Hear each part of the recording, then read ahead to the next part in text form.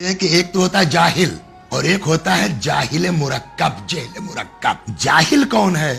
جس کو پتا ہے کہ ہم جاہل ہیں، وہ جاہل ہے. ایک جاہل وہ ہوتا ہے کہ جاہل ہے اور اس کو پتہ ہی نہیں ہے کہ ہم جاہل ہیں. وہ سب سے زیادہ خطرناک ہے. وَأَمَّا اللَّوَاتِ فِي الْعِلْمِ. ہاں، اب وہ تین چیزیں جی جو ضروری ہے علم کے سلسلے میں. فَاسْأَلِ الْعُلَمَاءَ مَا جَهِلْتَ. نمبر ایک، جو نہیں آتا پوچھو. اس کو پوچھو علماء سے، لیکن پوچھنے کی بھی نیت ہونی چاہیے. ہاں کبھی کبھی آدمی پوچھتا ہے پھنسانے کی نیت سے، آج کے دور میں ہوتا ہے.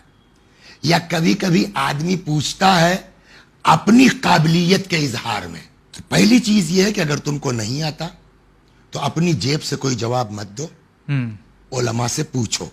وَإِيَّاكَ أَن تَسْأَلُهُمْ تَعَنُّتًا وَتَجْرِبَةً. خبردار، پھنسانے کی نیت سے، یہ کتنے پانی میں ہیں یہ سمجھنے کی نیت سے کسی سے سوال نہ کرو. وَإِيَّاكَ، دوسری چیز، أَن تَعْمَلَ بِرَأْيِكَ شَيْئًا. اور خبردار، کبھی اپنی عقل سے کوئی کام مت کرنا. مطلب بھائی گائیڈ لائن موجود ہے، اچھا. فتاوے موجود ہیں، امام کے اقوال موجود ہیں. میرے خیال میں آپ ہیں کیا اور آپ کا خیال کیا ہے؟ میرا دل کہتا ہے. یہ آپ کی فقہ وہ ہے جی کہ جہاں الحمدللہ رب العالمین اول تو پہلے مرحلے میں کوئی گوشہ چھوٹا نہیں ہے جہاں اماموں کی حدیثیں موجود نہ ہوں. ٹھیک. اور اگر بالفرض نہیں بھی ہیں تو ہمارے علماء اجتہاد کے بعد جواب دینے کو تیار ہیں. جی آپ اپنی عقل لگانے کا حق نہیں رکھتے. نہیں رکھتے ہیں. وَإِيَّاكَ، خبردار، أَن تَعْمَلْ بِرَأْيِكَ شَيْئًا.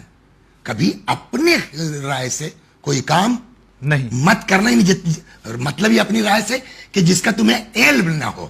ہاں میرا خیال یہ کہ ایسے ہونا چاہیے. جی. وَخُذْ بِالْإِحْتِيَاطِ فِي جَمِيعِ مَا تَجِدُ إِلَيْهِ سَبِيلًا. سارے امور میں درمیانی راہ، احتیاط کی راہ چلنا چاہیے.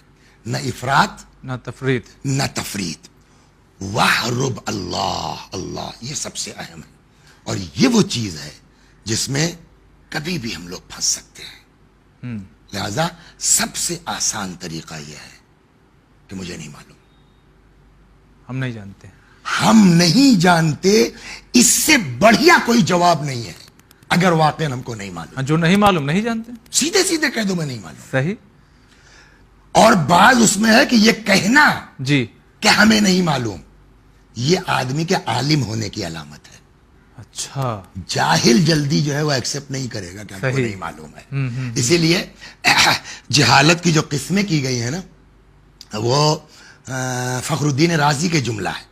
وہ کہتے ہیں کہ ایک تو ہوتا ہے جاہل جی اور ایک ہوتا ہے جاہل مرکب. جہل مرکب. جی. جاہل کون ہے؟